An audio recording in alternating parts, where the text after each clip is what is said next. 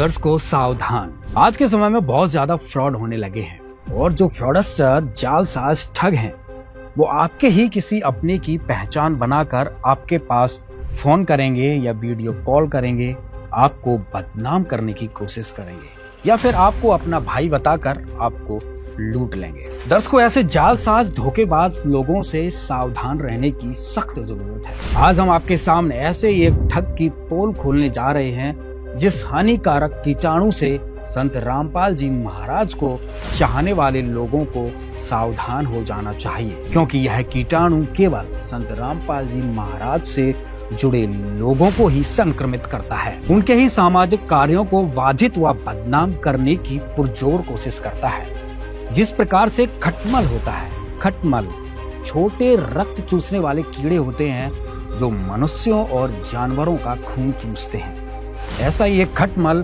समाज शत्रु है पवन गुरुद्रोही जयपुर वाला। दर्शकों भक्ति मार्ग में एक भक्त के लिए गुरु जी के द्वारा गुरुद्रोही घोषित हो जाना सबसे बड़ा कलंक होता है। ऐसे ही कलंक को माथे का तिलक बनाए घूम रहा एक गुरुद्रोही खटमल पवन जयपुर वाला है। बरसों पहले अपने घटिया मंसूबों को लेकर संत रामपाल जी महाराज को अपना गुरु बना लेता है और कुछ ही वर्षों में इसके घटिया इरादे स्पष्ट हो जाते हैं। इसका उद्देश्य था संत रामपाल जी महाराज की संगत में पहुंचकर भोले भाले भक्तों को ठग सके। जब इसका पर्दाफाश हुआ तो साल 2015 में संत रामपाल जी महाराज ने इस जालसाज को गुरुद्रोही घोषित करके अपने मिशन से आश्रम से निष्कासित कर दिया। इसके बाद इसने अपना असली घिनौना चेहरा दिखाया। इसने नंगा नाच शुरू कर दिया। इस खटमल ने पहले तो अपने ही गुरु की संगत को आपस में लड़ाने का काम किया, उनको ठगने का काम चालू कर दिया। झूठ बोलकर अनेकों प्रकार के फ्रॉड करके संगत से लाखों रुपए दान का पैसा ऐंठने लगा। इस ठग के बारे में संगत को जागरूक किया गया और इसके खिलाफ मुकदमा भी दर्ज करवाया गया। संत रामपाल जी महाराज के भोले श्रद्धालुओं से पैसे ठगने के आरोप में इसे 1 महीने हिसार जेल में भी डाला गया। अब ये जमानत पर बाहर है। अब इस नीच और धूर्त व्यक्ति पर जालसाजी के 12 से ज्यादा मुकदमे चल रहे हैं। सतलोक आश्रम बरवाला के नाम पर पैसे ऐंठने वाला गुरुद्रोही पवन कुमार यादव हुआ गिरफ्तार। आरोपी लोगों से सतलोक आश्रम के संचालक संत रामपाल जी महाराज जी के नाम पर लोगों को गुमराह करके उनसे पैसे ठगता था। हाल ही में पुलिस ने उसे गिरफ्तार कर लिया है। आरोपी पवन कुमार यादव राजस्थान के गाँव अजितपुर का रहने वाला है। पुलिस ने आरोपी को कोर्ट में पेश कर 1 दिन के रिमांड पर भेज दिया है। पुलिस के मुताबिक वह एक YouTube चैनल काफी समय से चला रहा था और चैनल और विज्ञापन के माध्यम से लोगों से पैसे ऐंठता था। पैसे अपने अकाउंट पर गूगल पे या फोन पे पर ऑनलाइन लोगों से लेता था। आपकी जानकारी के लिए बता दें कि आरोपी को संत रामपाल जी महाराज जी ने पहले ही गुरुद्रोही घोषित कर दिया था और आरोपी नकली मोक्ष जल बेचने को लेकर पहले भी जेल की सलाखों के पीछे जा चुका है। सारी संगत इसकी सच्चाई से रूबरू हो गई और जिन लोगों से इसने पैसे ठगे थे वे सभी इसके चंगुल से बाहर आ गए। इसके फ्रॉड का पर्दाफाश जब हुआ तो इसका धंधा चौपट हो गया। फिर इसने समाज के भोले भाले लोगों के साथ भी फ्रॉड किया। कोरोना काल में इसने फर्जी दवाई बनाई, लोगों से खूब पैसे ऐंठे। फिर वहां भी इसका फ्रॉड का धंधा पकड़ा गया, जिस कारण से इसे जेल तक जाना पड़ा। इस पर मुकदमा भी दर्ज हुआ। देखिए उससे संबंधित ये खबर। यूपी के मेरठ में पुलिस ने कोरोना को ठीक करने का दावा करने वाले बाबा को गिरफ्तार किया। सोशल मीडिया के जरिए फर्जी दवा का प्रचार कर रहा था। जब इसकी दाल कहीं नहीं गली तो फिर इसने एक फेसबुक पेज बनाया जहां पर ये आजकल भीख मांगकर अपना गुजारा चला रहा है और धंधा चलाने के लिए झूठे वीडियो बनाता रहता है। बगुले की तरह मछली के इंतजार में रहता है कि कोई न कोई व्यक्ति इसकी जहरीली चोंच में फंस जाए और इसके पापी पेट का गुजारा चल सके। अब ये संत रामपाल जी महाराज की प्रत्येक मानव उद्धार के कार्यों की निंदा करता है। अभी हाल ही में संत रामपाल जी महाराज के भक्तों ने सोनीपत के गोहाना में एक जाट भवन निर्माण में एक फ्लोर बनाने के लिए सहयोग दिया। नमस्कार दर्शकों, एक ऐतिहासिक और सराहनीय पहल के तहत संत रामपाल जी महाराज के आदेशानुसार सतलोक आश्रम कमेटी ने निर्माणाधीन जाट भवन के लिए एक पूरा फ्लोर दान करने की घोषणा की। उसको देखकर इस भूखे खटमल के पेट में इतना दर्द उठा कि ये अपनी वीडियो में जाट समाज के खिलाफ जहर उगलने लगा। लेकिन एक बहुत ही गजब की न्यूज, विशेषकर हरियाणा के जाट समाज के लिए, हरियाणा में भी विशेषकर सोनीपत के जाट समाज के लिए और विशेषकर सोनीपत के गोहाना जाट महासभा के ऊपर भाई संत रामपाल जी का जो बेटा है ना, बड़े वाला, भाई तारीफ करनी पड़ेगी उसके दिमाग की। गजब, हरियाणा के जाट समाज के मुंह पर ऐसा तमाचा मारा है, एहसान के नीचे दबा के रख दिया गोहाना जाट महासभा को। ठीक ऐसा ही इसने दलित समाज के संत शिरोमणि महापुरुष कबीर परमात्मा के खिलाफ भी आपत्तिजनक टिप्पणी करते हुए उनकी फोटो तक को भी फाड़ दिया था। देखिए संबंधित वीडियो। इनका जून के महीने में प्रकट दिवस मनाना, इनको भोग लगाना, ये तो सरासर सतगुरु रामपाल जी भगवान की बेइज्जती करना। जिंदा कबीर के रहते सहते सतगुरु रामपाल जी भगवान की बेइज्जती नहीं कर सकते भाई। इस मामले में भी संत रामपाल जी महाराज के भक्तों के द्वारा एक दुष्ट धूर्त व्यक्ति पर मुकदमा दर्ज करवाया गया था। जब से इसको आश्रम से बाहर खदेड़ा गया, तभी से ये बदले की भावना से संत रामपाल जी महाराज के भक्तों में और अन्य समाज के लोगों में लड़ाई झगड़े करवाना चाहता है, लेकिन इसकी चाल हर बार विफल हो जाती है और यह खिसियानी बिल्ली की तरह फेसबुक पर खंबा नोचता रहता है। दर्शकों, एक गुरुद्रोही दुष्ट आत्मा है। भक्तों को लूटना और भक्तों का अंतःकरण खराब करना इसका उद्देश्य है। दर्शकों, भक्ति मार्ग का एक अटल नियम होता है कि गुरुजी का जो भी आदेश हो, चाहे वो कहीं कुछ कहें, वो करना होता है। यह अटल नियम होता है और यदि हम गुरुजी द्वारा किए गए किसी भी आदेश को अपने हिसाब से उसके अंदर त्रुटि निकालते हैं, तो ये गुरुद्रोही की सबसे पहली पहचान होती है, जो इसका मुख्य लक्षण है पवन गुरुद्रोही का। फिर भी संत रामपाल जी महाराज प्रत्येक बिरादरी के लिए, प्रत्येक पीड़ित के लिए हमेशा अग्रसर रहते हैं। जैसे पीछे SC/ST एक्ट नहीं बन रहा था, सब कुछ कर लिया था SC/ST संगठनों ने, लेकिन सरकार झुकने के लिए तैयार नहीं थी। उसके बाद गुरुजी के आदेश से एक ही घंटे के भक्तों के प्रदर्शन से SC/ST एक्ट बिल भारतीय कैबिनेट से पास हो गया था। संत रामपाल जी महाराज के आदेश से 13 राज्यों में प्रदर्शन किया गया और सफल हुआ। रामपाल जी महाराज का कहना है, लोकतंत्र को बचाओ। रामपाल जी महाराज का कहना है, लोकतंत्र को बचाओ।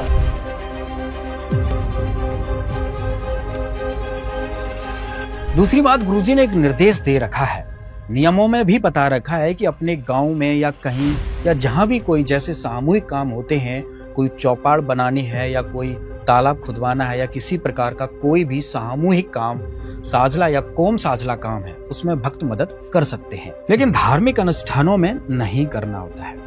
तो इसी आधार से ये जो सोनीपत के गोहाना में दान किया गया है, ये जाट कौम के भक्तों ने ही अपने स्तर पर पैसे इकट्ठे करके गुरुजी के आदेश अनुसार दान दिया है। और गुरुजी का आदेश पहले ही था कि आप ऐसा कर सकते हो, लेकिन किसी के धार्मिक अनुष्ठान में या जैसे मंदिर या मस्जिद में नहीं दे सकते, लेकिन धर्मशाला में दे दिया या कोई स्कूल में दे दिया।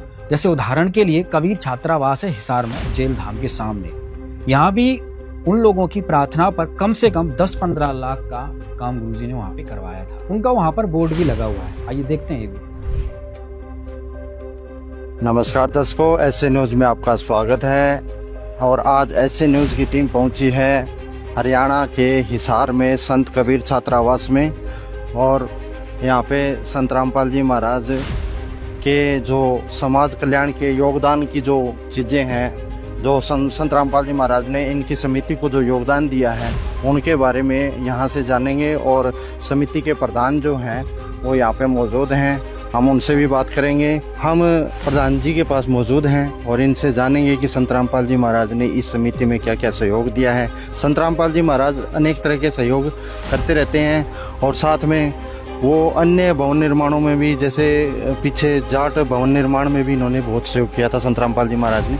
और संत कबीर छात्रावास में क्या सहयोग किया है, प्रधान जी से जानेंगे। नमस्कार सर। नमस्कार। क्या नाम है सर आपका? जोगीराम खुंडिया, प्रधान संत कबीर शिक्षा समिति हिसार।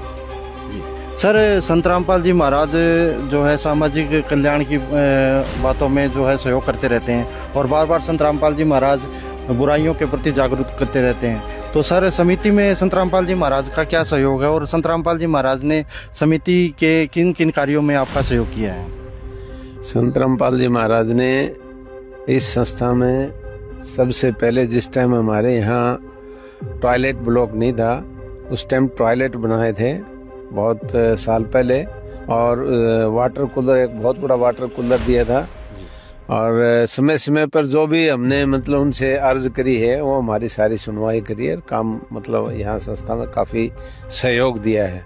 तो सर संत रामपाल जी महाराज के इन सामाजिक कार्यों के प्रति आप उनको उनके बारे में, उनके विचारों, उनके बारे में क्या विचार रखना चाहेंगे सर? मैं तो संत रामपाल जी महाराज को, जो कबीर साहब को उन्होंने इस आज के परिवेश में, जो कबीर साहब को जो अवतरित हुए हैं कबीर साहब के रूप में, उन्हें बहुत ही मतलब जो है ना इन अपने नेक विचारों से कबीर साहब के जो शिक्षाएं थी, कबीर साहब के बारे में जितनी उनकी ज्ञान था उसको आगे बढ़ाने के लिए समाज में बहुत अच्छा कार्य किया है। और उन्होंने जो बुराइयां समाज में फैली हुई थी, रूढ़िवाद है, अंधविश्वास है, जो मतलब जो है ना नशा जो प्रवृत्ति बढ़ती जा रही थी समाज में, उसको दूर करने के लिए बहुत ही नेक काम किए हैं, बहुत ही अच्छे काम किए हैं। मैं उनकी जितनी भी सराहना करना चाहूँ कम है। दर्शकों इतना ही नहीं, संत रामपाल जी महाराज ने जन कल्याण के लिए अनेकों कार्य करवाए हैं। कोरोना के समय में जब देश दुनिया में हाहाकार मचा हुआ था, लोग घर से नहीं निकल रहे थे, उस समय संत रामपाल जी महाराज ने अपने सभी आश्रमों को कोविड सेंटर बना दिया था लोगों की सहायता के लिए, और आने जाने वाले लोगों के लिए निःशुल्क भंडारा, आने जाने की सब सुविधा प्रदान की थी। संत रामपाल जी महाराज द्वारा जनहित के कार्य सदा से किए जाते हैं। अगर भंडारों की बात किया जाए तो संत रामपाल जी महाराज के आश्रमों में 24 घंटे भंडारा चलता है। और इतना ही नहीं, अयोध्या में संत रामपाल जी महाराज के आदेश से 1 महीने तक भंडारा चलाया गया। अब वहां पर ये गुरुद्रोही कहेगा देखो वहां पे दान का पैसा व्यर्थ किया गया, लेकिन कबीर परमात्मा की वाणी संत रामपाल जी महाराज ने इस शास्त्र में बताया है कि परमात्मा 100 छल छिद्र करता है अपने भक्त को, अपने बच्चे को शरण में लेने के लिए। अब जो अयोध्या में भंडारा हुआ था उसका इतना पॉजिटिव रिजल्ट हुआ, हजारों लोग इस चीज से प्रभावित हुए। देखिए उससे संबंधित ये वीडियो। संत रामपाल जी की महिमा अद्भुत है। ऐसा पहला भंडारा है जो 24 घंटा चलता है। मैंने उनको 1 नंबर दे रखा है। नमस्कार दोस्तों, अयोध्या धाम में हमारी टीम लगातार मौजूद है और अब हम यहाँ पर जानेंगे कि यहाँ पर जो राम सेवक हैं, चाहे वो कोई पदाधिकारी हैं या किसी भी पद से ताल्लुक रखते हैं या विधायक रहे हैं, सभी लोग यहाँ पर एक सेवा भाव में यहाँ पर सेवा कर रहे हैं। आइए हमारे साथ कुछ श्रद्धालु जुड़ चुके हैं, कुछ सेवक जुड़ चुके हैं, इनसे जानते हैं कि जो भी राम मंदिर में दर्शनार्थ श्रद्धालु आ रहे हैं उनको लेकर क्या कुछ व्यवस्थाएं चल रही हैं और कैसा माहौल बना हुआ है अयोध्या धाम का। नमस्कार सर, क्या नाम है आपका? मैं गोरखनाथ बाबा, मैं विधायक रहा पूर्व में मिल्कीपुर से, इसी अयोध्या से। और यहाँ पर एक केंद्र सरकार ने, केंद्र की संगठन पार्टी ने मुझे एक बड़ा दायित्व दिया है। मैं यहाँ पर परिवहन, पार्किंग, नव अयोध्या और रेलवे स्टेशन, रेलवे के साथ बातचीत करके कितनी ट्रेनें एक दिन में आ रही हैं, उनका अराइवल बनाना, फिर उसका डिपार्चर करवाना, फिर आरएम के साथ उसकी मीटिंग करना कि कैसे कैसे बसें कैसे कैसे स्टेशनों पे जानी है और किस समय पे यहाँ नगरों से जानी है।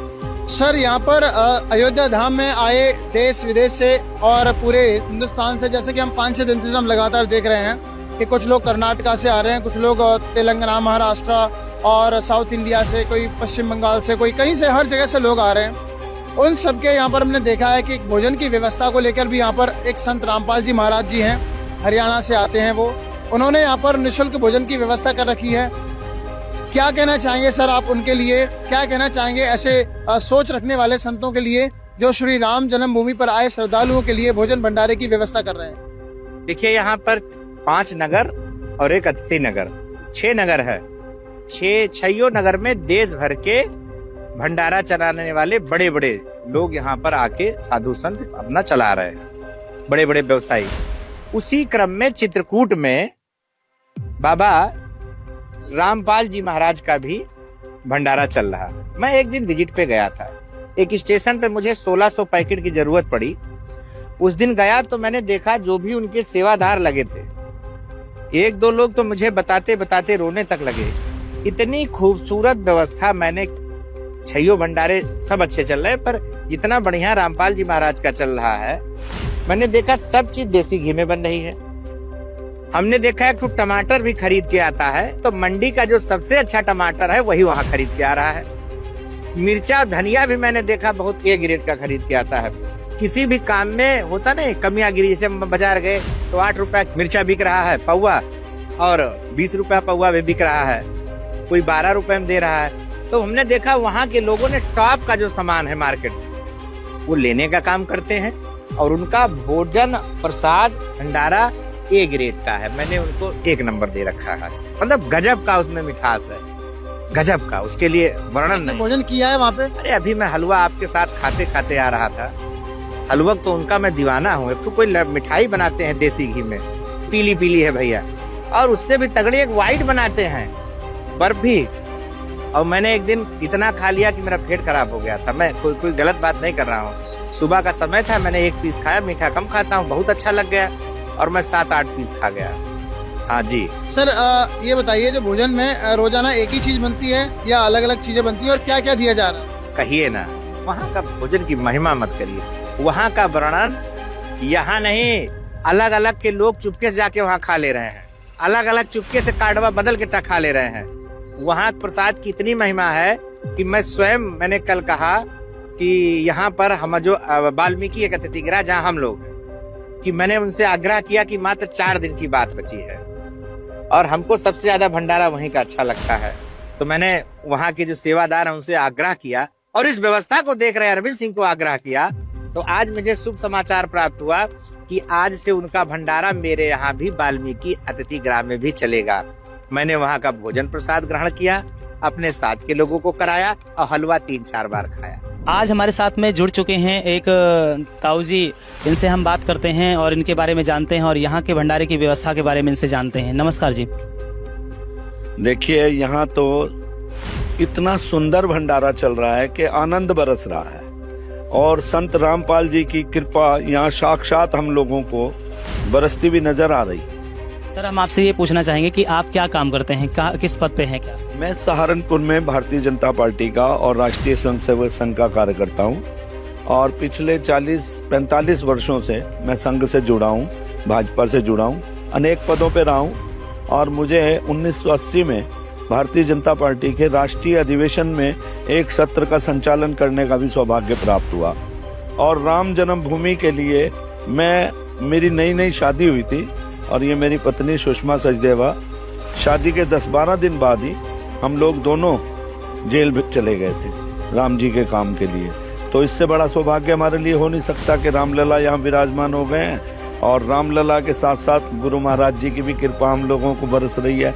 तो मैं तो इसे बहुत ही अपना सौभाग्यशाली मानता हूँ। और मेरी पत्नी का कोई कार्यक्रम नहीं था, लेकिन गुरु महाराज जी की और पार्टी की और रामलला जी की विशेष कृपा हुई और हम सहारनपुर से बाकायदा एक पूरी ट्रेन लेके आए हैं। पूरी एक ट्रेन सहारनपुर से चली है जिसमें हजारों कार्यकर्ता हैं और सारे रास्ते जय श्री राम। और यहाँ पर आकर बाबा रामपाल जी की भी हम लोगों को कृपा मिल रही है। इससे बड़ा सौभाग्य हमारे लिए और क्या हो सकता है कि रामलला के दर्शन भी हुए हैं और रामपाल जी का भंडारा भी हमने खाया है। भंडारा आपको कैसा लगा? भंडारा अमृत था जी, अमृत। आप ये देखिए कि अमृत पान हम लोगों ने किया, इससे बड़ा सौभाग्य क्या होगा। यहाँ पर हमने क्या नाम है, रामलला के दर्शन के साथ साथ हम कौन सा मंदिर था वो जिसमें हम गए थे, जिसमें है हनुमानगढ़ी, वहां पर इतनी भयंकर भीड़ थी। उस भयंकर को उनकी तो कृपा पूरे देश के अंदर ही नहीं पूरी दुनिया के अंदर बरस रही है। मैंने उनका साहित्य पढ़ता हूँ, मैं जब देखता हूँ कि नौजवान जब उनका साहित्य बांटते हैं या हमारे यहाँ भी आते हैं सहारनपुर में भी, तो मैं उनकी बुक्स वगैरह पढ़ता रहता हूँ। बहुत ही विचित्र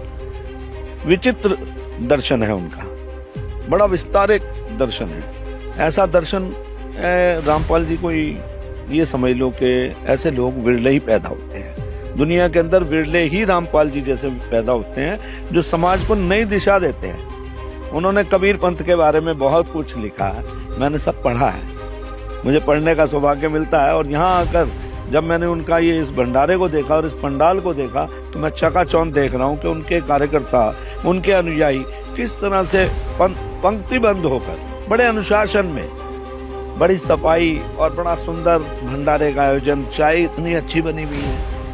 देखिए आप रेस्टोरेंट में भी चाय पियेंगे 20 रुपए से 30 रुपए 50 रुपए से कम नहीं मिलेगी, यहाँ पर निरंतर चल रहा है। तो ये उनकी बहुत बड़ी विशेष कृपा है ना, तभी तो चल रहा है।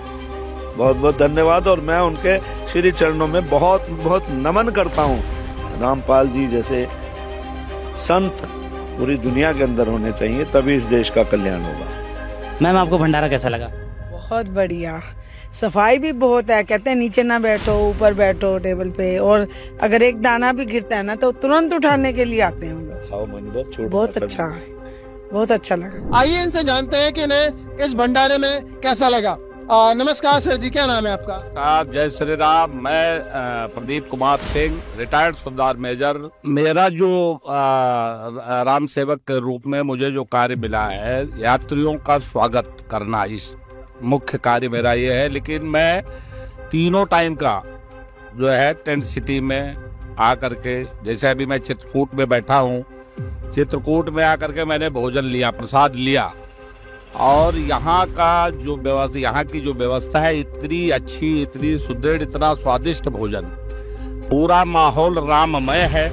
जो यात्री आ रहे हैं वो सराह करके ही जा रहे हैं, बहुत सराहना कर रहे हैं कि बहुत अच्छा भोजन, बहुत अच्छी व्यवस्था। जो सेवक हैं वो बहुत ही आदर से, सम्मान से सबकी सेवा में लगे हैं।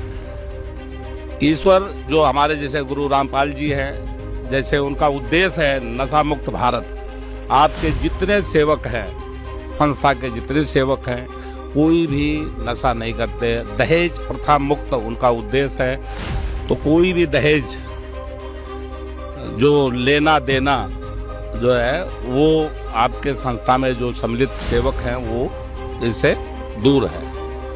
मैं प्रार्थना करता हूँ ईश्वर से कि आपकी संस्था और आगे जाए और ऐसा ही सेवा भाव बना रहे।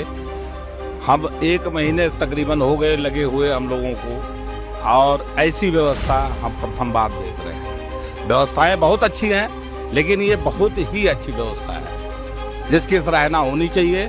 और आने वाले दिनों में जो है, जैसे अभी हमारे एक सेवक ने बताया, जो यहाँ के इंचार्ज है, उन्होंने बताया, अनुरोध किया कि भैया और कहीं भंडारा लगाना है तो मुझे जरूर बताइएगा, सेवा का मौका दीजिएगा, हमारे गुरुजी का आदेश है। तो ऐसी भावना के साथ जब अयोध्या धाम में आकर, राम की नगरी में आकर के सब जुड़ते हैं, तो हम अयोध्या वासियों का बहुत बड़ा सौभाग्य होता है। जय जय श्री राम। राम राम जी, राम राम राम राम राम राम।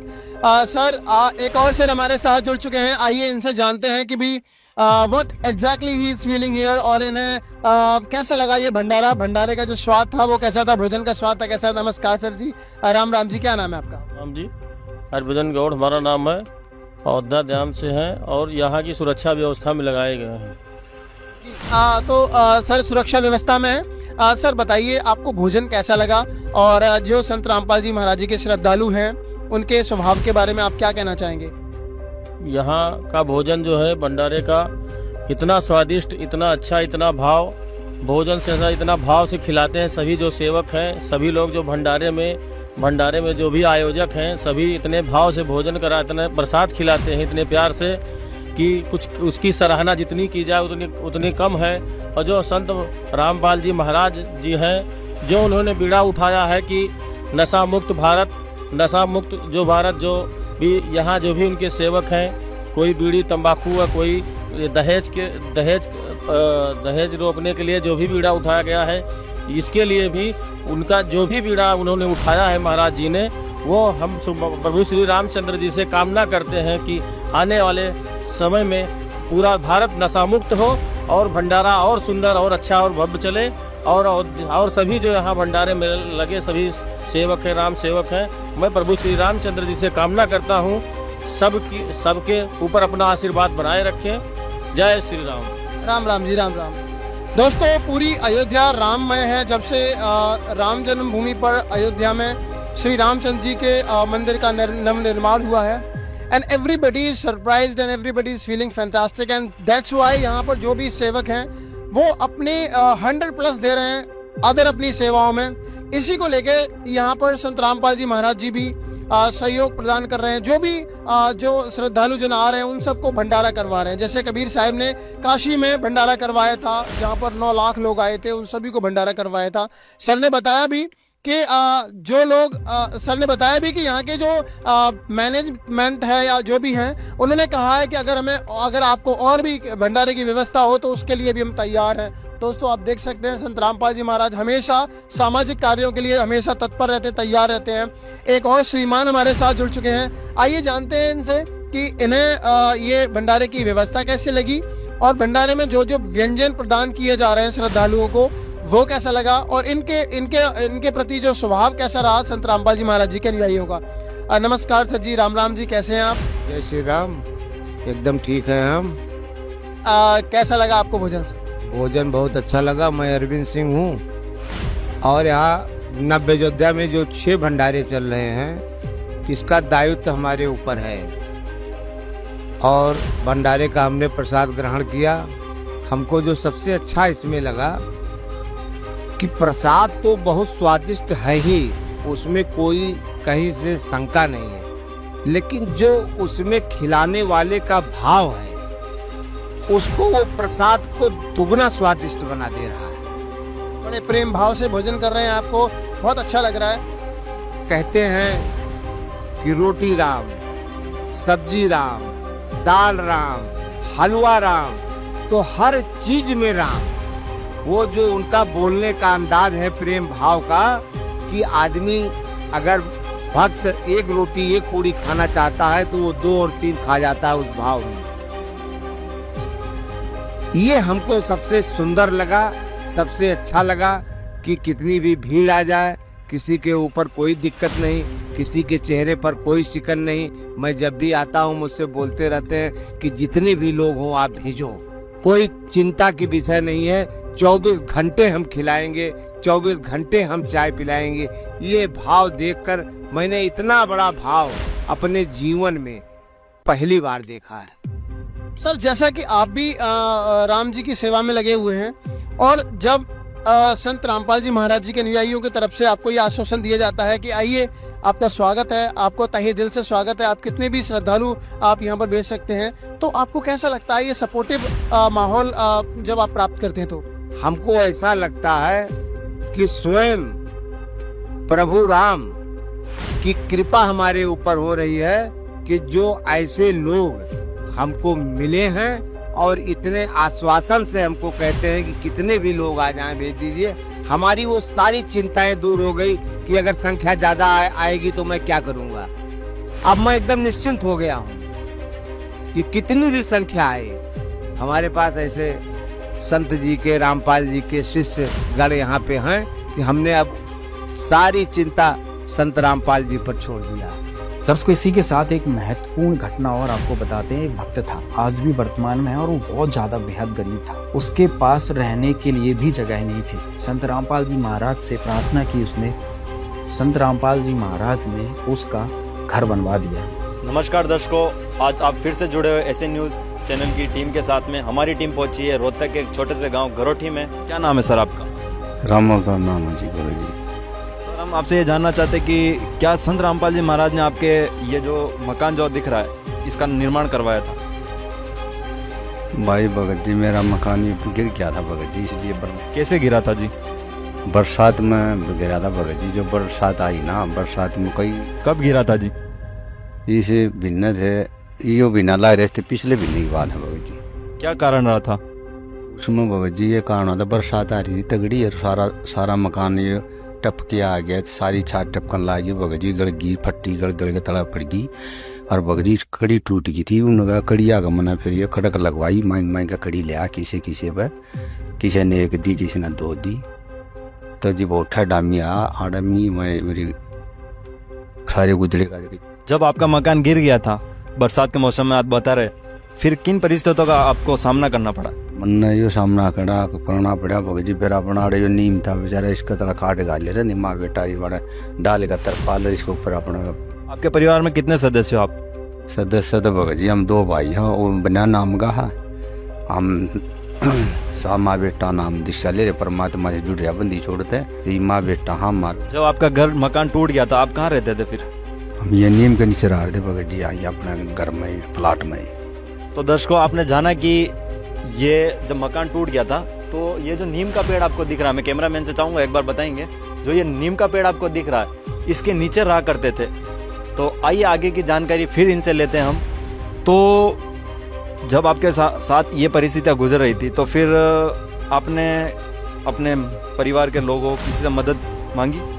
हाँ मांगी थी भगत जी, मैंने सरपंच मेम्बरा तो करी, सरपंच में मेम्बरा ने किसी ने ख्यास नहीं करी, ना मेरा मकान बनवाया ना नाइट के सब ने बोला भाई हमारा बस का थारा मकान नहीं बनवाना, अपना थारा गुरु बनवाओगा। आपके गुरु किसके लिए बोल रहे हैं आप? संत रामपाल जी महाराज के लिए।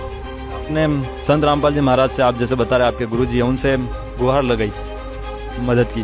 महाराज जी मैंने प्रार्थना लगाई, गुरु जी एक बे बहन है, एक बेबे आगे कई बेबे ने फिर मेरे से बताई मारे से, फिर हमने फिर गुरु जी के भाई हैं भगत उड़े भगता मैंने प्रार्थना लगाई, पर्चा पे लिखवा लिखी, लिख कर पर्चा पर मैंने पर्चा दिया हमसे गुरु जी से। क्या बोला फिर गुरु जी ने? भगता ने प्रार्थना लगे, भगता ने कह दिया भाई गुरु जी प्रार्थना लगा, फिर गुरु जी ने ये आदेश आया भाई राम अवतार का मकान माई का भाई 15 दिन में तैयार करो, भाई माँ बेटा बारिश हो गए बेचारे। तो फिर आपका मकान कब शुरू हुआ बनना?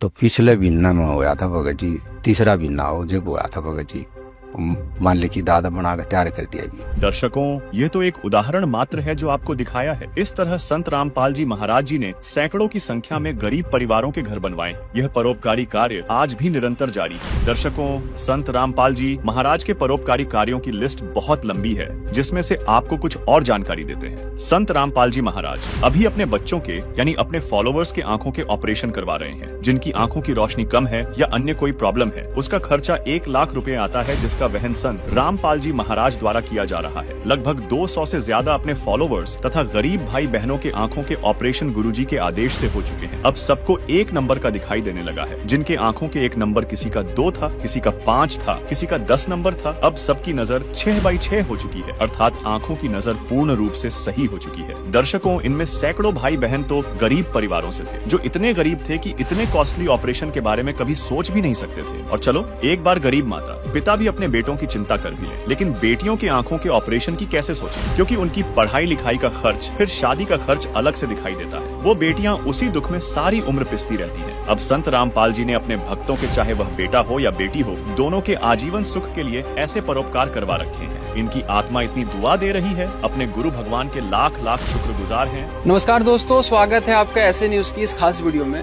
दोस्तों इस वीडियो में चर्चा करने वाले हैं संत रामपाल जी महाराज जी की उस कार्य के बारे में जिसको सोसाइटी में लोग अप्रिशिएट कर रहे हैं, उसके बारे में चर्चा हो रही है। सुनने में आया संत रामपाल जी महाराज जी अपने फॉलोअर्स का, अपने शिष्यों का फ्री आई ट्रीटमेंट करवा रहे हैं। जिनको चश्मे हैं, जो जिनका विजन दिक्कत है, विजन प्रॉब्लम है, उसके बारे उनकी ट्रीटमेंट हो रही है।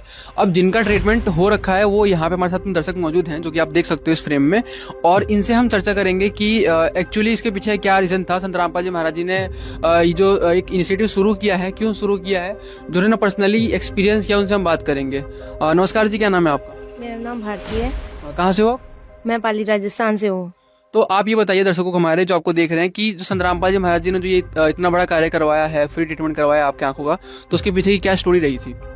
हाँ, इसके पीछे की स्टोरी ये है कि जब हमारे चश्मा लगा हुआ था तो हमको बहुत दिक्कत आती थी। चश्मे के साथ लगभग सबको दिक्कत ही आती है, कोई भी चश्मा लगाना नहीं चाहता है। आपने चश्मा कितने साल पहले आपके चश्मा लग गए थे? लगभग 10 साल पहले मेरे को चश्मा लग गया था स्कूल टाइम से, और मेरी आंखों के नंबर जो है वो 3 नंबर है दोनों आंखों में, और गुरुजी की दया से दोनों आंखों का ट्रीटमेंट हुआ है। काफी लंबा अरसा बीत गया आपको चश्मे पहनते हुए, 10 साल आपको हो गए। तो 10 साल में आपको काफी चीजें, दिक्कतें आई होंगी चश्मे को लेके। क्या आपने कभी ऐसा सोचा था कि चश्मे मेरे उतर सकते हैं, या फिर कभी आपने खुद से ट्राई करवाया हो कि हाँ चलो मैं ऑपरेशन करवा लेती हूँ आंखों का? ऐसा कभी आपको कुछ फील हुआ? नहीं, हमने सोचा ही नहीं था कि बिना चश्मे भी हम ये दुनिया देख सकते हैं। हमको तो लगा था कि लाइफ टाइम तक हमें चश्मा लगा के ही रखना होगा, लेकिन भगवान ने एक तरह से हमारा जो सपना था वो सच कर दिया। गुरुजी संत रामपाल जी महाराज ने हमारा सपना जो सच कर दिया, जो आई ट्रीटमेंट हमारा करवा के। जो आपका सर्जरी ऑपरेशन हुआ है उसका क्या नाम था, किस तरह से हुआ उसका पूरा? मेरी जो आई सर्जरी हुई है उसका नाम एपी कॉन्टोरा है, जो जिसका खर्चा लगभग 95,000 से 1 लाख तक का खर्चा है। ये पूरा खर्चा संत रामपाल जी महाराज जी ने प्रोवाइड करवाया? हाँ जी बिल्कुल, उनके आश्रमों की तरफ से ही हम सबका ऑपरेशन हुआ है। क्या नाम है जी आपका? मेरा नाम पूजा है। कहाँ से हो? मैं पाली से हूँ। आप बताओ कि आप चश्मा कितने टाइम से पहन रहे थे और फिर आपको कैसा एक्सपीरियंस हुआ चश्मा हटने के बाद? मैं पिछले 10 सालों से चश्मा पहन रही हूँ और चश्मे के साथ बहुत दिक्कतें रहती है। जिनको भी चश्मा लगता है उनको पता है कि उनको कितनी दिक्कतों का सामना करना पड़ता है। जैसे खाना बनाने जाओ तो भाप लग जाती है, बारिश में जाओ तो चश्मा गीला हो जाता है, ये सारी दिक्कतें होती है।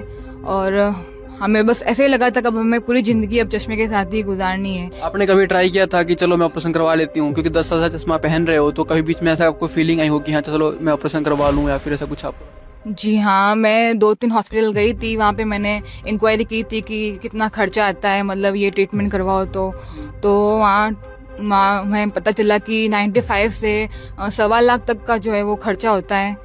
तो फिर गुरुजी की इतनी दया आई हमारे ऊपर कि उन्होंने तो ये हमें फ्री ऑफ कॉस्ट ही करवा लिया है, बिल्कुल फ्री में हुआ है। मेरा जो हुआ है वो लेसिक कॉन्टोरा ट्रीटमेंट हुआ है, बिल्कुल फ्री ऑफ कॉस्ट हुआ है। बहुत ही दया कर दी परमात्मा ने, एक चमत्कार सा हो गया है हमारे साथ। जो क्या अभी आप ये चश्मे उतार सकते हो डॉक्टर ने? अब हमें चश्मे की अब जरूरत नहीं। पहले मेरे चश्मे के साथ जो विजन था वो 6/36 था और अब मेरा बिना चश्मे के जो विजन हो गया है वो परमात्मा की दया से 6/5 हो गया है। क्या आप चश्मा उतार सकते हो? कोई दिक्कत नहीं इसमें? आप देख सकते हैं हमारी आंखें एकदम से स्वस्थ है, हमें कोई प्रकार की दिक्कत नहीं है। ये सिर्फ हमारी अभी जैसे रिसेंटली हमारी सर्जरी हुई है तो आई को प्रोटेक्ट करने के लिए लगाया गया था चश्मा, बाकी बिना चश्मे हमको एकदम क्लियर दिख रहा है। नमस्कार, क्या नाम है आप? बेनाराम। कहाँ से हो आप? सोजत राजस्थान से। आप चश्मा कितने समय से पहन रहे हो? 2014 से 10 साल हो गए। तो आपको ये संत रामपाल जी महाराज जी ने मतलब जो ये फ्री ट्रीटमेंट करवाया है, तो इसके पीछे क्या कहानी रही थी? आपको कैसे कांटेक्ट किया गया? फिर आप जब यहाँ पे आए जहाँ पे आपको ऑपरेशन हुआ, तो फिर किस तरह डॉक्टर से आपकी डीलिंग? डॉक्टर से ऑपरेशन हुआ उसके बाद बहुत अच्छा दिख रहा है। जैसे कि आपका जो सर्जरी हुआ था वो क्या नाम था सर्जरी? Contoura, lazy Contoura. आपका क्या नाम है सर? मुकेश दा। कहाँ से हो? मैं जैसलमेर राजस्थान से। आप कितने समय से चश्मा पहन रहे हो? मेरे को 12 साल हो गए सर लगभग। 12 साल में कभी आपने खुद ट्राई किया था कि चश्मा क्या मैं ऑपरेशन करवा लूँ या फिर चश्मा हटवा लूँ? ऐसा कभी आपने कभी ट्राई किया हो? ट्राई तो नहीं किया सर, बट मुझे ऐसा लगता था कि होगा ही नहीं है तो, और इसका काफ़ी खर्च भी बहुत ज़्यादा था, तो फिर थोड़ा वो लगता था कि अभी आइज के साथ में ऐसा कुछ करना सही नहीं है। अचानक से संत रामपाल जी के आदेश हुए और आपके चश्मे उतर गए, क्या आप कभी कल्पना की थी इस चीज़ को लेकर? नहीं सर, बहुत अच्छा लग रहा है, हमने कभी सोचा भी नहीं था, ये एकदम ही हुआ है। अब जैसे हम ऑपरेशन थिएटर में जा रहे थे तो ओटी भी नहीं दिख रहा था हमको, ऑपरेशन के बाद में हमें वो सब कुछ नजर आने लग गया, सिर्फ एक चमत्कार की तरह हुआ था हमारे साथ। सर आप ठीक हो? आप चश्मे उतार सकते हो? बिल्कुल बिल्कुल उतार सकते हैं, बिना चश्मे के हमें देखो बिल्कुल साफ दिख रहा है जी। तो अभी आप चश्मे लगा लीजिए। अभी ये वो आई विटनेस हैं जिनका ऑपरेशन संत रामपाल जी महाराज जी ने करवा रखा है। तो अभी क्या आपके पास रिपोर्ट है उस चीज की जो आपका ऑपरेशन हुआ था? वो रिपोर्ट दिखाइए मैं दर्शकों को, ये एक बार दिखाना। ये इनका पूरा रिपोर्ट है।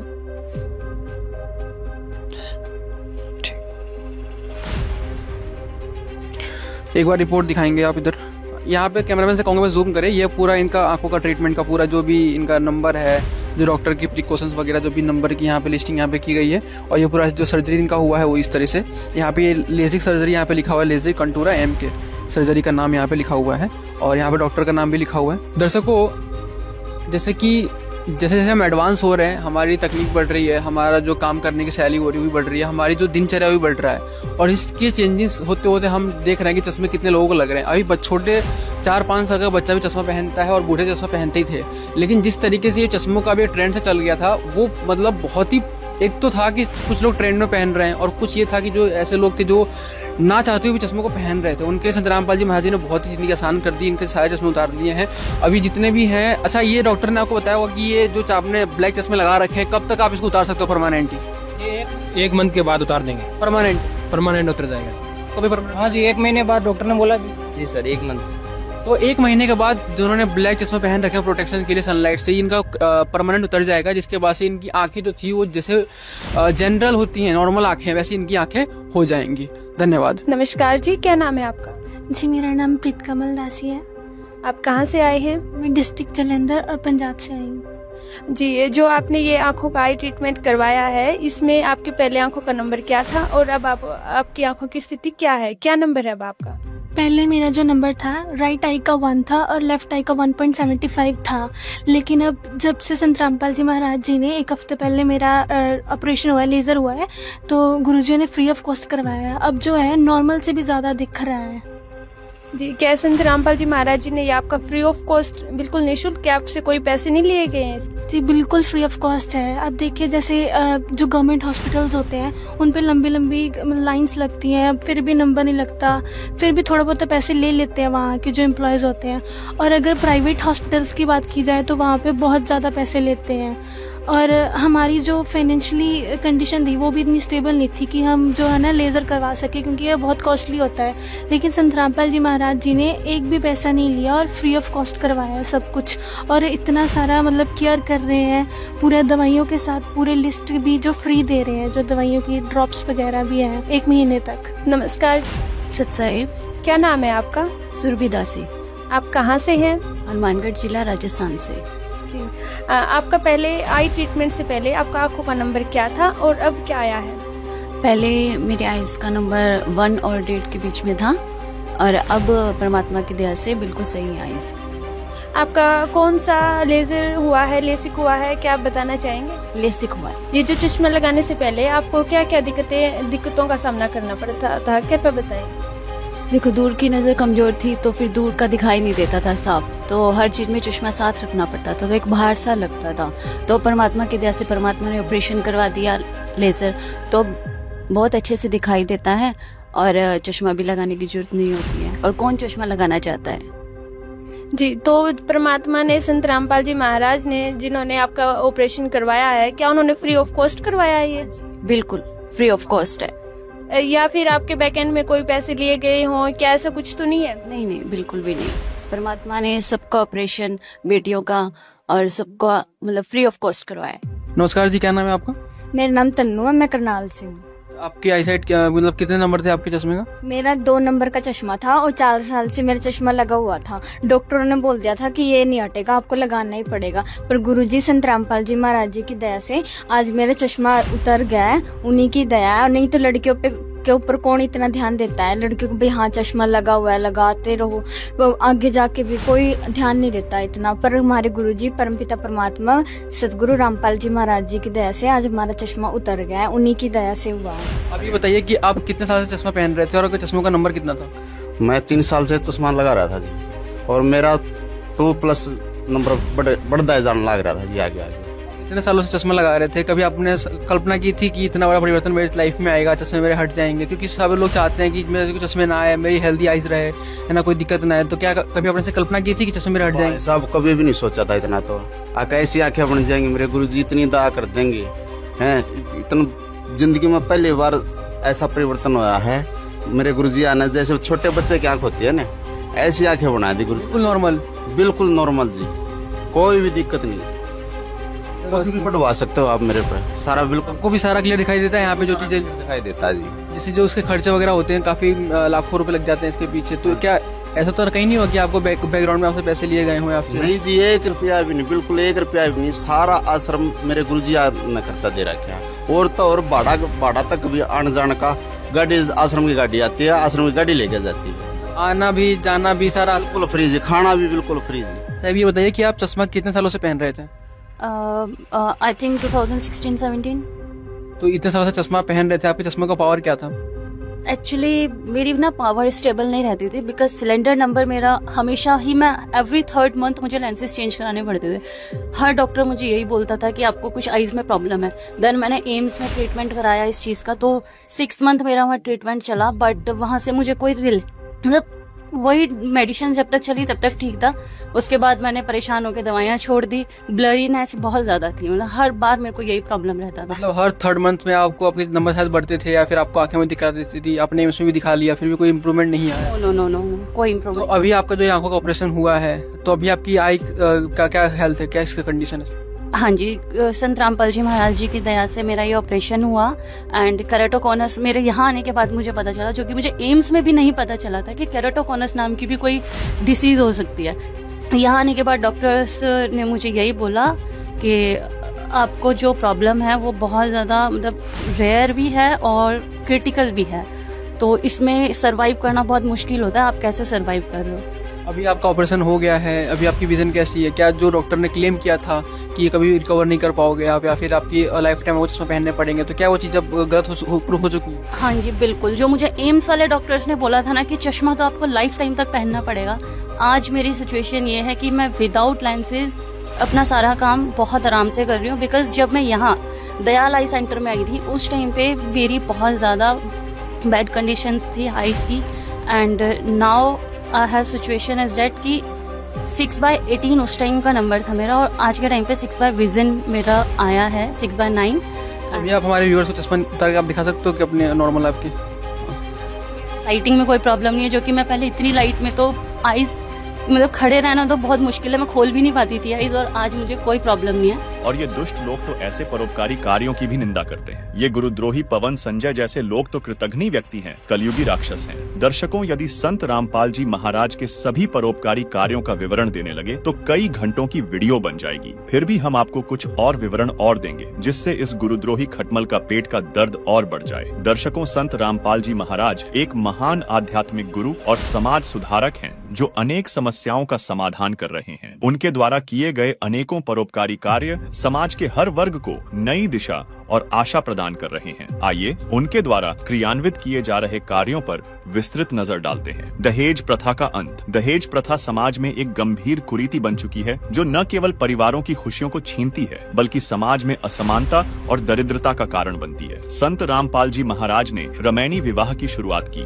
जहां बिना किसी दहेज के सादगी और धार्मिक रीति रिवाजों से विवाह संपन्न होते हैं। यह पहल लाखों परिवारों के लिए वरदान साबित हो रही है, और इसने दहेज प्रथा के खिलाफ एक मजबूत कदम उठाया है। नशा मुक्त अभियान। नशा समाज के लिए एक घातक बीमारी बन चुका है, जो परिवारों और समाज की प्रगति को बाधित करता है। संत रामपाल जी महाराज ने नशा मुक्ति अभियान की शुरुआत की, जिसके तहत लाखों लोग नशे की लत से उबर चुके हैं। यह अभियान समाज में जागरूकता फैलाने और नशे से मुक्ति पाने के लिए एक प्रेरणा बन चुका है। रक्तदान शिविर। रक्तदान जीवनदायिनी होता है, और संत रामपाल जी महाराज के अनुयायी नियमित रूप से रक्तदान शिविर आयोजित करते हैं। इन शिविरों के माध्यम से कई लोगों की जान बचाई जा रही है, और यह समाज में मानवता की मिसाल पेश कर रहा है। नेत्र जांच निशुल्क शिविर। नेत्रहीनता से बचने के लिए समय समय पर संत रामपाल जी महाराज के अनुयायी निशुल्क नेत्र जांच शिविरों का आयोजन करते हैं। इन शिविरों में निशुल्क उपचार और चिकित्सा सेवाएं प्रदान की जाती हैं, जिससे कई जरूरतमंदों को नया जीवन मिल रहा है। प्राकृतिक आपदाओं में राहत कार्य। प्राकृतिक आपदाओं के दौरान, चाहे वह बाढ़ हो, भूकंप हो या कोई और संकट, संत रामपाल जी महाराज के अनुयायी हमेशा सबसे पहले जरूरतमंदों की सहायता के लिए पहुंचते हैं। राहत कार्यों के माध्यम से वे समाज में मानवता का वास्तविक उदाहरण प्रस्तुत करते हैं। निशुल्क एम्बुलेंस सेवा। आपातकालीन स्थितियों में लोगों की मदद के लिए संत रामपाल जी महाराज के अनुयायी निशुल्क एम्बुलेंस सेवा चला रहे हैं। इस सेवा से कई लोगों की जान बचाई जा रही है, और यह समाज में सहायता और समर्पण की मिसाल बन चुकी है। माता बहनों के लिए निशुल्क बस सेवा। माता बहनों की सुरक्षा और सुविधा को ध्यान में रखते हुए संत रामपाल जी महाराज के अनुयायी निशुल्क बस सेवाएं प्रदान करते हैं। यह पहल उनकी सुरक्षा को सुनिश्चित करने के साथ साथ उन्हें सुविधा भी प्रदान करती है। पर्यावरण संरक्षण और स्वच्छता अभियान। पर्यावरण की सुरक्षा हम सभी की जिम्मेदारी है। संत रामपाल जी महाराज के अनुयायी स्वच्छता अभियान, वृक्षारोपण और पर्यावरण संरक्षण के कार्यों को सक्रिय रूप से बढ़ावा दे रहे हैं। यह समाज में हरियाली और स्वच्छता का संदेश फैलाता है। रेल हादसों के दौरान राहत कार्य। रेल हादसों के दौरान भी संत रामपाल जी महाराज के अनुयायी प्रभावित लोगों की मदद के लिए सबसे पहले पहुंचते हैं। वे प्रभावितों को भोजन, कपड़े और चिकित्सा सुविधाएं प्रदान करते हैं, जिससे मानवता की सेवा में एक बेहतरीन उदाहरण प्रस्तुत करते हैं। वृद्धों और अनाथों की देखभाल। महिला सशक्तिकरण। रिश्वत पर प्रतिबंध और भ्रष्टाचार को खत्म करना। सामाजिक समानता और जातिवाद का विरोध। गौ सेवा के लिए योगदान। गायों के पालन पोषण के लिए गौशाला में शेड लगवाना तथा समय समय पर गायों के लिए गौशाला में चारा उपलब्ध करवाना। तो संत रामपाल जी महाराज के आदेश अनुसार, जो संत रामपाल जी महाराज के आदेश हैं उसके अनुसार ये कार्य हमेशा चलते रहते हैं। कुछ कार्य हैं जो मीडिया हाइलाइट्स में आ जाते हैं, कुछ कार्य हैं जो मीडिया उनको कवरेज नहीं करती। लेकिन जितने भी कार्य हैं वो मानव हित में ही हैं, समाज के उत्थान में ही है, समाज हित में ही है। अब जो भी ऐसी खबर दान से संबंधित या जनहित के संत रामपाल जी महाराज के समाज सुधार से संबंध कोई भी कार्य हाईलाइट होता है, मीडिया में आता है, तो ये खटमल कुछ भी अपना नाम शनाप बकने लगता है। संत रामपाल जी महाराज का उद्देश्य सत्य भक्ति प्रदान करने के साथ साथ समाज में भाईचारा स्थापित करना, शांति स्थापित करना, धरती को स्वर्ग बनाना है। उसी के तहत पहले भी जैसे जाट आरक्षण में मदद की, उसका कितना लाभ मिला। आपस में जो दूरियां बन गई थी आज वो समाप्त हो गई हैं और वो लोग भी आज गुरुजी से नाम दीक्षा ले रहे हैं, भक्ति कर रहे हैं। गुरुजी का ज्ञान सुना तो आज हमारे विरोधी नहीं रहे। इसी तरह राजपूतों का भी साथ दिया गया। गुरुजी हर जगह पीड़ितों का साथ देते हैं। अभी हाल ही में जैसे बांग्लादेश में हिंदुओं पर अत्याचार हो रहे हैं तो गुरुजी के आदेश से उनके साथ खड़े हो गए। बांग्लादेश में कट्टरपंथियों द्वारा हिंदू धर्म के लोगों पर अत्याचार किए जा रहे हैं, जो दिल दहला देने वाला है। इसी के विरोध में मध्य प्रदेश की जिला विदिशा की तहसील गंज बासोदा में विश्व हिंदू परिषद, बजरंग दल और संत रामपाल जी महाराज के समर्थकों ने मिलकर नगर में निकाली रैली और राष्ट्रपति के नाम ज्ञापन सौंपा।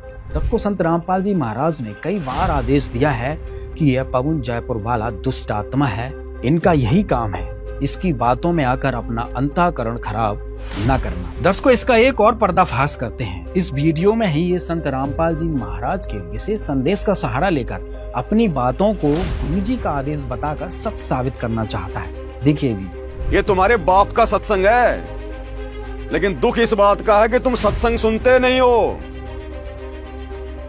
और इस दान का दुरुपयोग कर रहे हो, भगत समाज के कर्म फुड़वा रहे हो। क्या कह रहे हैं सतगुरु रामपाल जी, ध्यान से सुनिए। क्षेत्र पात्र बोई जोरी च जगदीश, खेत गदेरा खा गया कर काम धेनो की रीश। ये नकली संत जैसे काम धेनो यानी गाय ने बढ़िया आहार खिलावांगे, दनोले दाना और अच्छी खुराक तो गजब का दूध देगी, और गधे न खुआवांगे गधे ने क्या देगा। तो नकली संत तो गधे समान है, उनको खुआने का कोई फायदा। और असली संत काम देनु शाम में खुआओगे, अगले दिन बाल्टी में फर्क पड़ जाएगा, ज्यादा दूध देती है। एक और देखिए, इसी वीडियो में लिया गया विशेष संदेश 66 का कुछ अंश, जिसके माध्यम से अपनी बात को सच साबित करना चाहता है। कह रहे अच्छे इंसान तो जगत वाले भी ऐसा नहीं करते जैसा तुम भगत कर रहे हो। तो ऐसा तो संगत माई कुसंगत उपजेगी, और ऐसी कुसंगत होगी फिर हम रखेंगे नहीं उसको खेत में। किसान उस कुबाड़ को पाड़ कर खेत से बाहर फेंक देता है, तो उसको आप मिशन से निकाल दिया जाया करेगा। सुधर जाओ, एक के नहीं सुनी जाया करती, दिशा में शिक्षा दी जाती है, अमल कर लो इन पे। कर्म बतेरे फोड़ लिए, इस ज्ञान का असर क्या हुआ? थोड़ा सा सुख होते हैं, फिर पक्के जन काल के बन जाते हैं। भगवान वही करनी, भगवान से दूर हो जाना। तो आम समाज से भी गिरा हुआ सतगुरु रामपाल जी ने अपने भक्तों को बता दिया। अरे कौन से दिन आंखें खोलोगे? हड्डियां टूटने के बाद।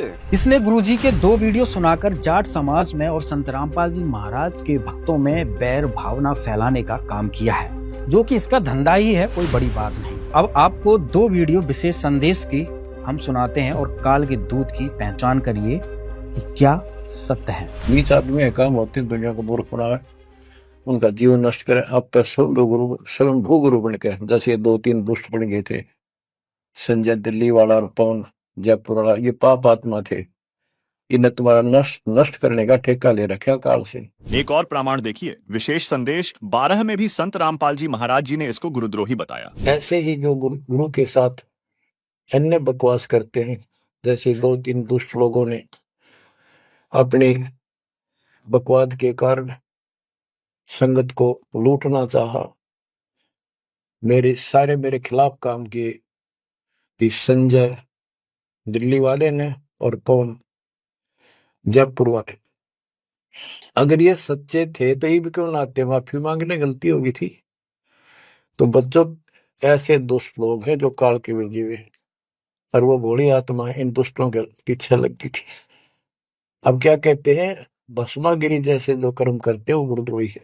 एक और सुनिए, विशेष संदेश का एपिसोड नंबर 68। अब जैसे आपको पीछे भ्रमित कर दिया जाता था कि मैनेजमेंट ऐसे करता है, मैनेजमेंट अपनी तरफ से करता है, गुरुजी का कोई आदेश नहीं है, ये लूट रहे हैं, ये ठग रहे हैं, अपनी चलाते हैं, ऐसा कुछ नहीं है। जो भी ये कदम उठाते हैं दास के आदेश से, मेरे से विचार विमर्श करके करते हैं। कुर्बान हो जाओ, अपने कर्म बनाओ। हम किसी को बुरा करने का नहीं कहते, केवल भला करने की कहते हैं। अपना भी कराओ, औरों का भी करो। तो इस बात का ध्यान रखना। इन दुष्ट लोगों ने कुछ भक्तों को खराब कर लिया था, अब वो धीरे धीरे वापस आ गए। वहां क्या मिल गया उनको, वो तो नाम दे सकते, ना नाम दिलाने का अधिकार दास ने उनको दे रखा। वह को दान करेंगे, वो भी बाढ़ में जाएगा, नाम खत्म हो जाएगा। इसलिए परमात्मा के शरण में रहना, अपनी भक्ति करो और धीरे धीरे देखना विश्व में नाम होगा आपके गुरु जी का, आपके कबीर भगवान का, और आपके ऊपर विशेष कृपा होगी दाता। दर्शकों, संगत में ही कुछ भोले भगत इस गुरुद्रोही की बातों में फंस गए थे। जब उन्होंने गुरुजी के आदेश सुने तो गुरुद्रोही की चंगुल से निकलकर पुनः गुरुजी के आदेश अनुसार अपनी भक्ति क्रियाएं कर रहे हैं। देखिए कुछ वीडियो। सत साहिब जी। सर, आपका परिचय दीजिए। मेरा नाम रामदेव दास है। मैं राजस्थान के अजमेर जिले में किशनगढ़ का निवासी हूँ सर। सर, एक चीज़ बताइए, आप भक्ति कौन सी भक्ति करते हैं? मैं हमारे तत्वदर्शी संत रामपाल जी महाराज द्वारा दी गई जो शास्त्रों के अनुसार भक्ति है, वो भक्ति जो शास्त्रों में गीता, पुराण, कुरान में लिखा है, उसके मुताबिक भक्ति करते हैं सर। तो सर, एक चीज़ बताइए, जब आप संत रामपाल जी महाराज द्वारा दी हुई भक्ति करते हैं तो आप गुरुद्रोहियों के संपर्क में कैसे गए? सर जी, एक ये लंबी कहानी है। मैं 12 सितंबर 2014 को मालिक से दीक्षा ग्रहण की और नवंबर 18 को मालिक ने एक लीला कर दी। हालांकि एक ही महीना हुआ था। एक भक्त आत्मा विचलित हो सकती है, लेकिन मैं पीछे कई सालों से मैं इस परमात्मा की मार्ग में था, मैं विचलित नहीं हुआ। फिर उसके बाद में हमारे को आदेश मिला कि आप हिसार तारीखों पे जाओगे। हम तारीखों पे जाने लगे। जिस प्रकार हमारे जो पहले के भगत थे किशनगढ़ में, उनके मुताबिक हम एक्टिविटीज़ करना शुरू कर दिए थे। और हमें ये वो धैर्य रखने के लिए बोलते थे, आपको धैर्य रखना है, ये पूर्ण परमात्मा है और इसमें कोई तनिक भी त्रुटि नहीं है। तो 2016 में सर जयपुर में गुरुद्रोही पवन और संजय ने एक सत्संग रखी। उस सत्संग के लिए हमारे साले जी ने बोला कि वहाँ वो सत्संग है, उसमें मैनेजमेंट के बारे में कुछ त्रुटियां हैं, वो उजागर करेंगे। उस हिसाब से हम एज ए सत्संग ट्रीट करने के लिए हम जयपुर आए। जयपुर में एक शादी समारोह के गार्डन में सत्संग हुआ। हमने एक सत्संग सुना, वहाँ भंडारा किया और वापस चले गए। हमारा इस गुरुद्रोहियों से कोई हमारा रसोकात नहीं हुआ, कोई लेन देन नहीं हुआ। उसकी एक खूबी है कि जो भगत घर से मजबूत हैं, पैसे वाले लोग हैं, उनसे वो संपर्क में ज़्यादा रहता है। तो हमारा बड़ा वाला बच्चा है, वो मालिक की दया से ही एम्स में पटना में सर्विस करता है। उससे गुरुद्रोही ने उसके नंबर लेकर के उससे कांटेक्ट किया और 2021 में 1 लाख रुपए ले लिए उससे कंटिन्यू बातचीत होती रही। बच्चे ने मेरे को भी ये नहीं बताया कि मैं पवन से संपर्क में हूँ। 25-26 नवंबर दीपावली के समय एक जयपुर में हरवाड़ा में कजोड़ भगत जी है, उसके घर पे 2 दिन के लिए सत्संग रखी। उस सत्संग के लिए बच्चे ने पटना से बोला, मैं भी उसमें आ रहा हूँ, आप भी वहाँ आइए। उसके बाद में हम 5 सदस्य घर के यहाँ जयपुर हरमाड़ा आए। रात भर सत्संग सुनी। अक्सर वो रात को सत्संग करता, रात भर सत्संग सुनी। अब मैं अपने बच्चों को बोला, ये पवन कौन है जो मैनेजमेंट के बारे में झूठी सांची बातें बताता है, लोगों को ये गुमराह कर रहा है। इसकी वास्तविक स्थिति पे जाना है तो इसको अपने नज़दीक में सेट करना पड़ेगा। मैं सर परमात्मा की दया से आर्मी से रिटायर हूँ, तो इन चीज़ों का मेरे को कुछ नॉलेज था। इसको नज़दीक में सेट करना पड़ेगा। तो मैंने उस पवन को अपने नज़दीक बुलाया और हम 6 भगत बैठ करके उससे मैं चर्चा किया। मैं बोला, पवन भगत जी, आप एक जगह क्यों नहीं रहते हो? आप हर 15 दिन 20 दिन महीने में आप जगह बदली कर देते हो। आपको मारने पीटने के लिए लोग भाग आते हैं, इसका कारण बताइए आप। उसने मेरे टालम टोल करके बोला, मैनेजमेंट की वास्तविक स्थिति बताता हूं, इसलिए वो मेरे पीछे पड़े हुए हैं। मैं बोला, आपको एक ऐसी जगह शिफ्ट कर देता हूं जहां आपको कोई भी किसी भी प्रकार की हानि नहीं पहुंचाएगा। मेरे दिल में यह था कि वास्तविक स्थिति तक जाया जाए। ये परमात्मा के विषय में एक कीड़ा पैदा हो रहा है, इसकी पहचान की जाए, ये कौन है, क्यों करता है ऐसा। सर जी, 10 दिसंबर को वो किशनगढ़ में 5 किलोमीटर दूर मेरा पुश्तैनी मकान है, 2 मंजिल का, उसमें उसको शिफ्ट कर दिया। और मैं 2 महीने तक एक वहाँ लेट बात बनाना था, उसमें बिजी रहा। फिर उसकी इंक्वायरियाँ शुरू किया तो उसको 2 महीने बाद में आभास हुआ कि रामदेव भगत जी मेरे पीछे लगे हुए हैं और मेरी इंक्वायरियाँ कर रहे हैं। मैं लोगों से संपर्क करता रहा, इसकी बारीकियों से जानता रहा, और मेरे नॉलेज में जो आया, सर ये 1% भी भगत नहीं है, भगत के कोई लक्षण नहीं है। जो गुरुजी ज्ञान देते हैं उस ज्ञान को वो भोले भाले भक्तों को बहला फुसला करके एक ब्लैकमेल करने का काम करता है, और अय्यास नंबर का आदमी है ये। अपने बैग में परफ्यूम रखना, हमेशा टिप टॉप रहना, इसकी एक खूबी है। ये पहले भी इस प्रकार से रहा करता था। तो ये बातें मेरे जहन में धीरे धीरे समाने लगीगा। हम गलत रास्ते पे हैं, लेकिन हमारा पूरा परिवार परमात्मा की दया से हम सत भक्ति में चलते रहे। लेकिन हमें पता था कि हमारा इसके साथ में रहना अच्छा नहीं है। इंक्वायरी चलती रही और ये 6 जुलाई 2022 को रात को 11 बजे पिकअप गाड़ी में अपना सामान भर के वहाँ से भाग गया। जब इसको पता लगा कि रामदेव जी मेरे पीछे लगे हुए हैं और ये मेरे को पुलिस कस्टडी में ले लेंगे, उसका एक जीता जागता उदाहरण है सर। 10 जून 2022 को 5 दिन के लिए सत्संग हमारे किशनगढ़ में रखी थी, जिसमें हमारे नज़दीकी थानेदार, गांधीनगर थानेदार शंभू सिंह शेखावत सीआई उस सत्संग को रोकने के लिए वहां आए थे। मैं उनसे चर्चा किया और ये पीछे वाले गेट से कुछ भक्तों को लेकर के जयपुर के लिए भाग गया वो। तभी मेरे को ये पूरा शंका हो गया, ये पुलिस से बहुत ज़्यादा डरता है। एक बार मार्च 2022 में भी किशनगढ़ में ही सत्संग रखी थी। उस इंक्वायरी के लिए डिप्टी साहब ने हमारे को बुलाया था।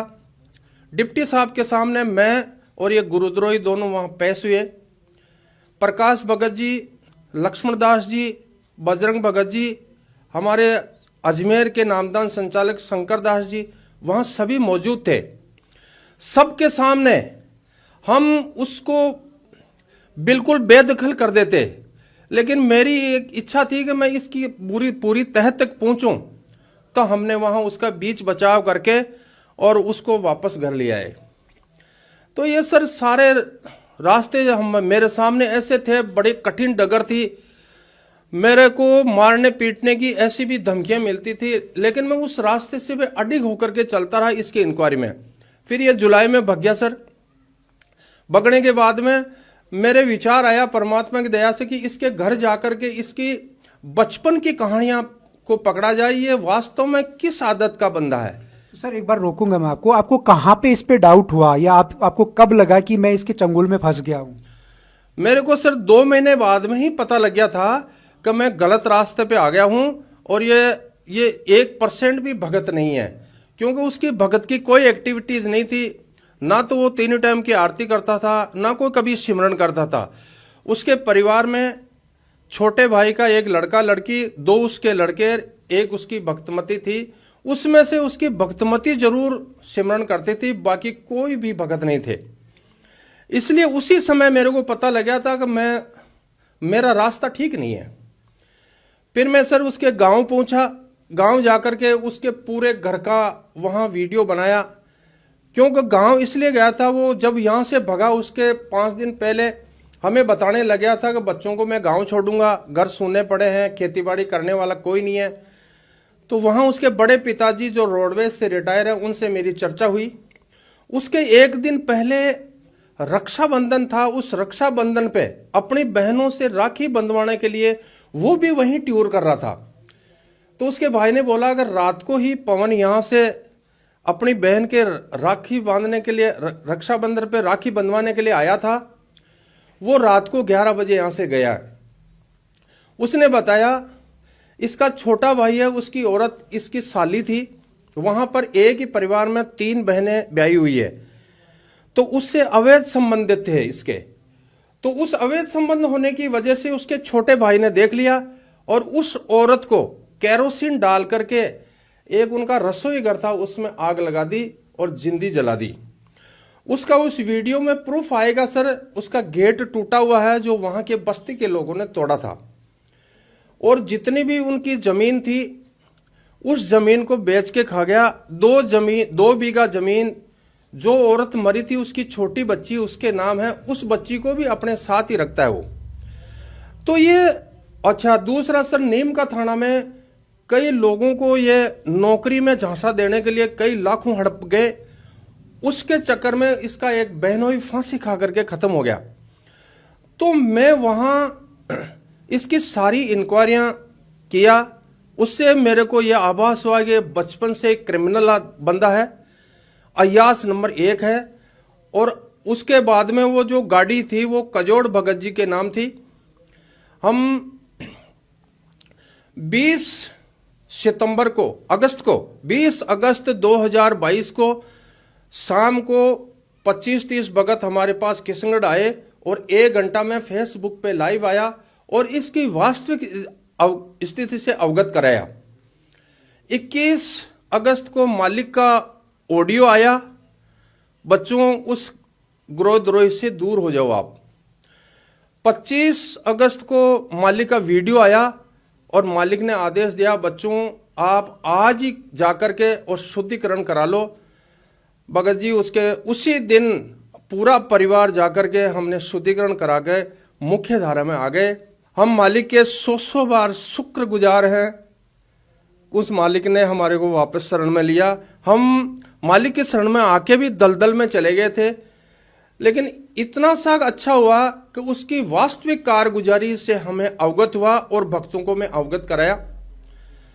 उसके बाद में प्रकाश भगत जी बोले मालिक का आदेश है आप जितने भी उसके पास में जो जाने अनजाने में जुड़े हुए हैं उनका शुद्धिकरण करवाओ।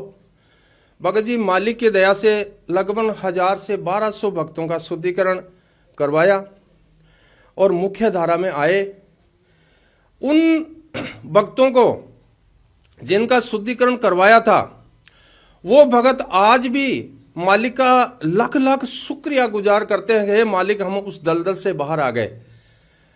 और तो आप ये बताइए ये क्या कह के आप लोगों को बरगलाता था मैनेजमेंट के बारे में या गुरुजी के जो परिवार के सदस्य हैं उनके बारे में, क्या आपको बोलता था? वो अपने गुरुजी को भगवान साबित करता है। कबीर साहब कोई भगवान नहीं है। कबीर साहब की जो फोटो आपको दिखाई जाती है दाढ़ी मूंछ वाली, ये नकली है। असली कबीर साहब हरियाणा में आए हुए हैं रामपाल जी के रूप में। ये कर करके उनको इमोशन करता था और ज्यादा से ज्यादा दान करने के लिए प्रेरित करता था। और उस दान के पैसों से होटलों में खाना खाना, 1 नंबर का अयास। उस अपने में जितने भी कपड़े पहनना है वो सारे आले दर्जे के पहनना, इसका एक शौक है। वो शौक तो दान ये कहाँ करवाता था सर? संत रामपाल जी के नामदान केंद्र पे या खुद लेता था? सर जी ये दान मोबाइल के द्वारा नोट करवा लेता था और उसके घर जाकर के खुद कैश लेता था।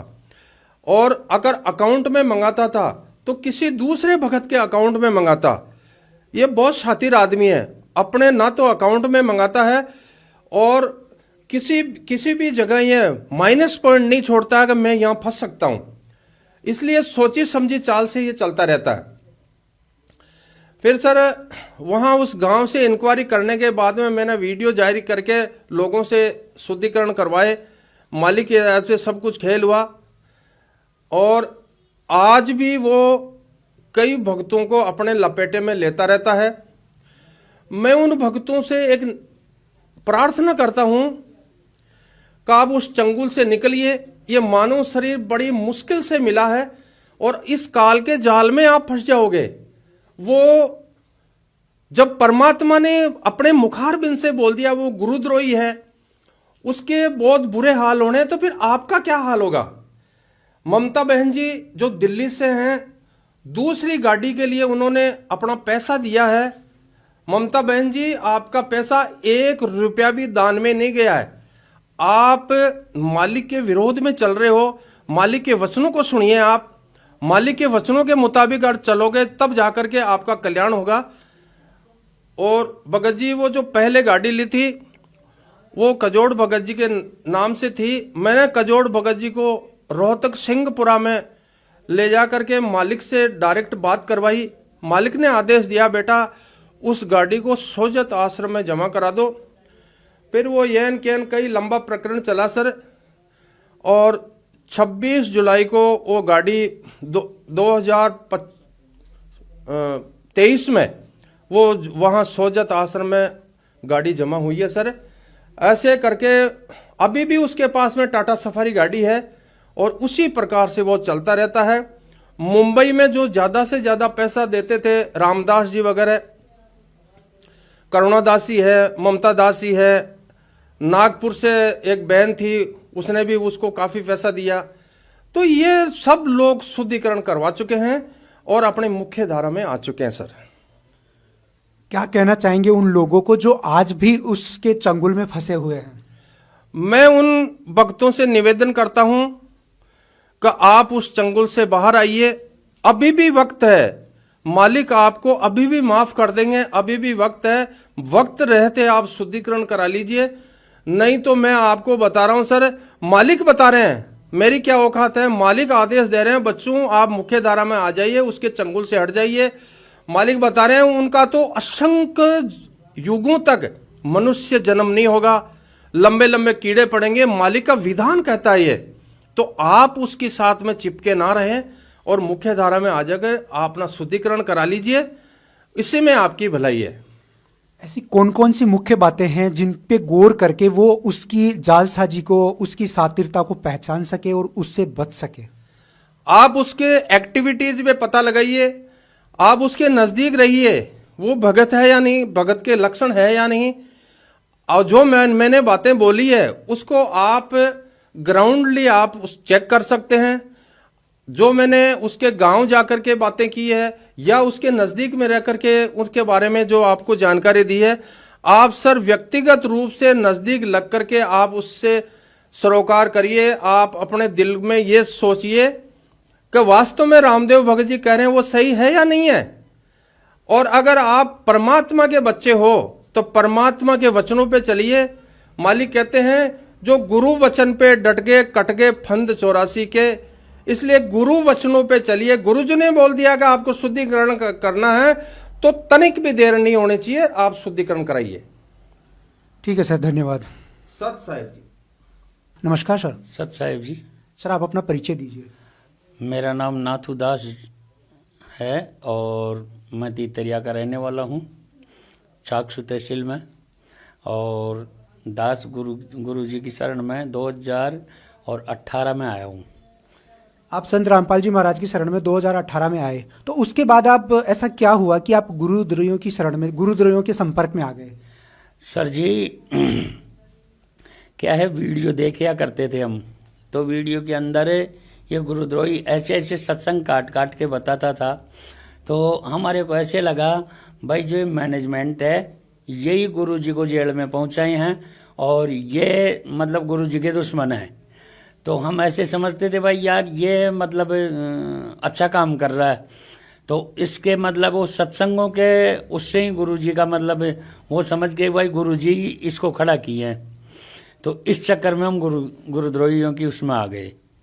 तो संत रामपाल जी तो घंटों घंटों के सत्संग करते हैं और इसके आप छोटे छोटे वीडियो देख के ही कैसे उसके चक्कर में आ गए? ये सर खाली 2-2, 3-3 मिनट का ही सत्संग काट के ऐसे बताता था, आगे का सत्संग नहीं बताता था ये।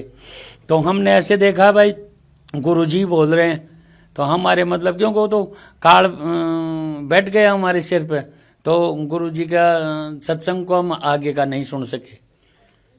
क्या फायदा मिला आपको इसके साथ जुड़ के, गुरुद्रोहियों के साथ जुड़ के आपको क्या लाभ मिला? फायदा तो सर जी कुछ नहीं मिला सिवाय नुकसान के।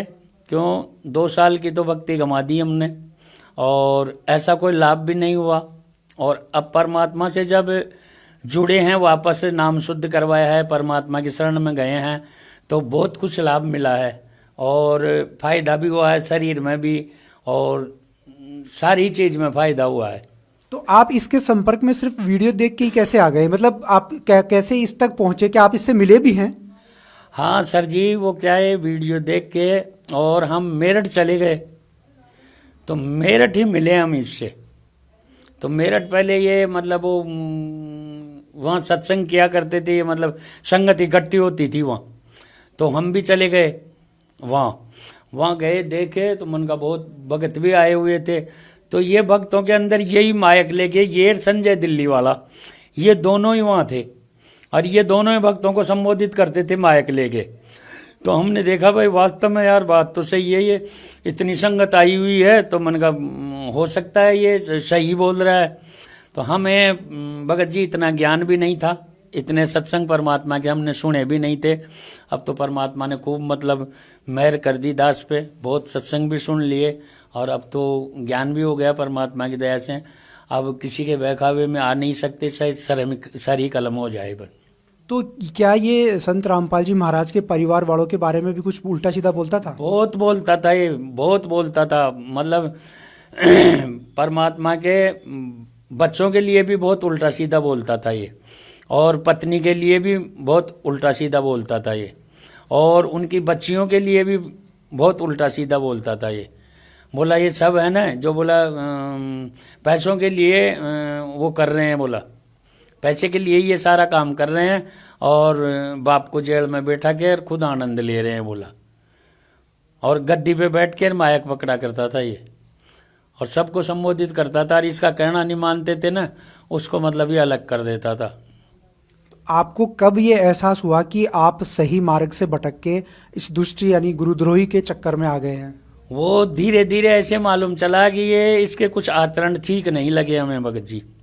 तो हमें मालूम चलने लगा कि मन का परमात्मा तो परमात्मा ही है। जब परमात्मा ने इतना बड़ा मिशन चला रखा है तो क्या यही थोड़ी इतना मतलब ज्ञानी है जो इसी को मतलब खड़ा करते परमात्मा, और किसी को भी खड़ा कर सकते थे।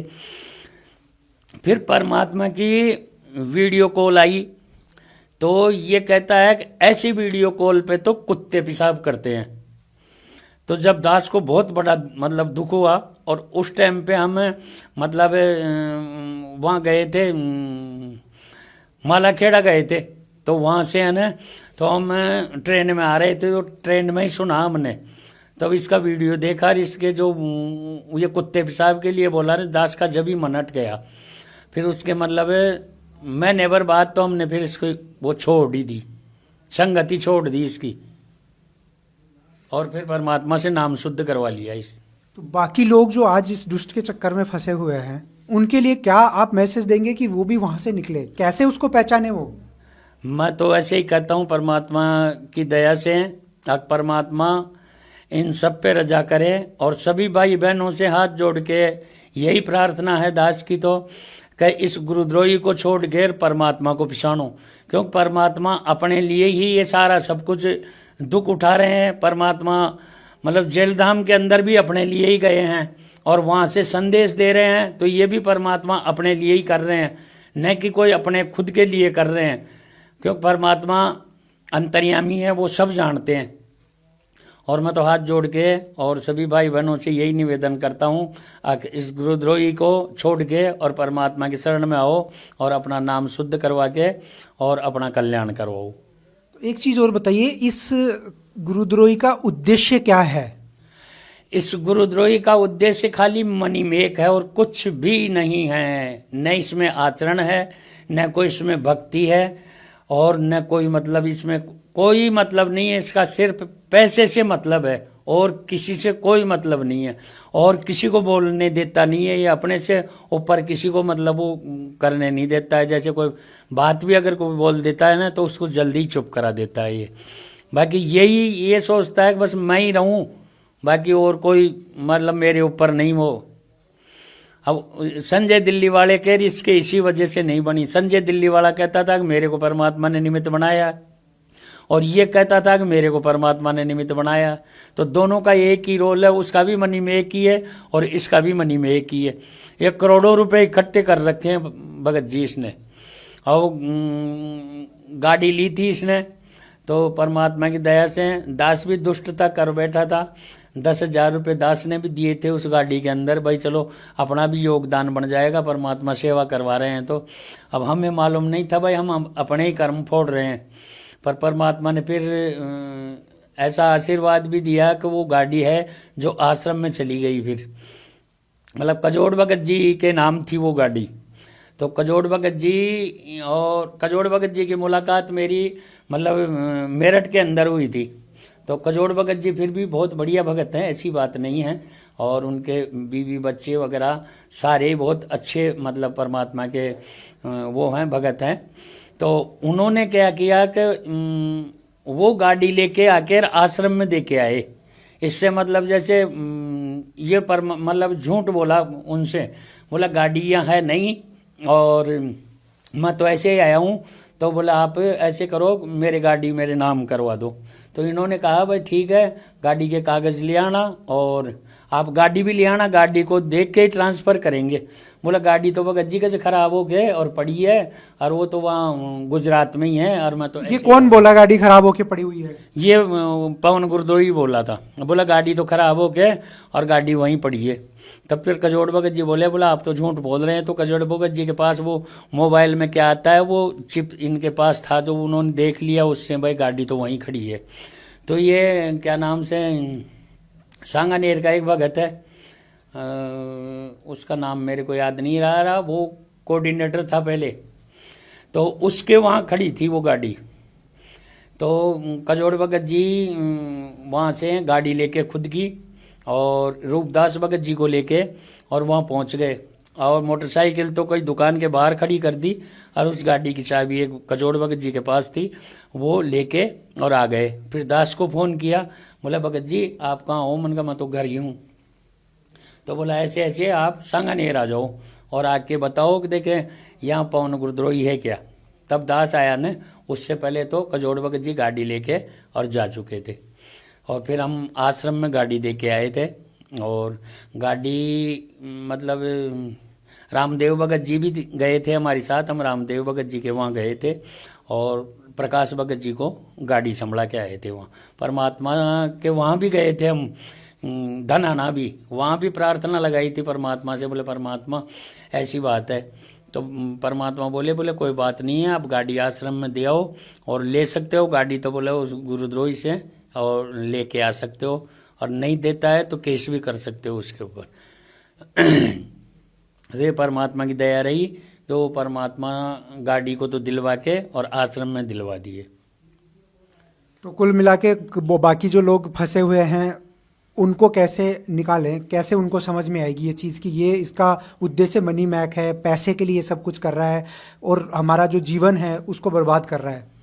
अब ये तो भगत जी देखो भक्तों के ऊपर ही है। अब जो इसकी मतलब संगत में लगे हैं ना, या तो वो भक्ति छोड़ गए, और भक्ति नहीं छोड़े ना तो वो मदन पंथ में चले गए, और मदन पंथ में जाके भी वो बिल्कुल कंडम हो गए। ये मानो आप, मदन पंथ से वो भक्ति छोड़ गए। अभी 2-4 भगत ऐसे हैं जो मतलब इसकी उसमें जाने के बाद में मदन पंथ में चले गए, गुरु जी का वो छोड़ के, शरण छोड़ के, और आज उनके वो के वही लड़ाई झगड़े और वो के वही बातें हो रही है। तो मेरा तो सब भक्त जनों से यही है, हाथ जोड़ के निवेदन है कि इस गुरुद्रोही की संगत छोड़ के और परमात्मा के शरण में आओ और अपना कल्याण करवाओ। ठीक है सर, धन्यवाद। जय बंदी छोड़ सतगुरु रामपाल जी भगवान की। दर्शकों, इस वीडियो बनाने का उद्देश्य बस इतना था कि गुरुद्रोही पवन जयपुर जैसे फ्रॉड लोगों से सावधान रहें। संत रामपाल जी महाराज और उनके शिष्यों ने न सिर्फ जाट समाज को बल्कि हर उस पीड़ित समाज का सहयोग किया है जिन्होंने संत रामपाल जी महाराज से सहायता के लिए निवेदन किया है। जैसा कि आपको दिखाया भी, संत रामपाल जी महाराज के भक्त हमेशा जनहित के कार्यों में सबसे आगे रहते हैं। संत रामपाल जी महाराज और जाट समाज में खाई पैदा करने और समाज का अमन और भाईचारा बिगाड़ने वाले इस गुरुद्रोही पवन जयपुर का कठोर कानूनी कार्रवाई के लिए संत रामपाल जी महाराज तैयारी कर चुके हैं, ताकि इस तरह के व्यक्ति भविष्य में समाज में जहर घोलने का कार्य करने की हिम्मत ना कर सकें। धन्यवाद।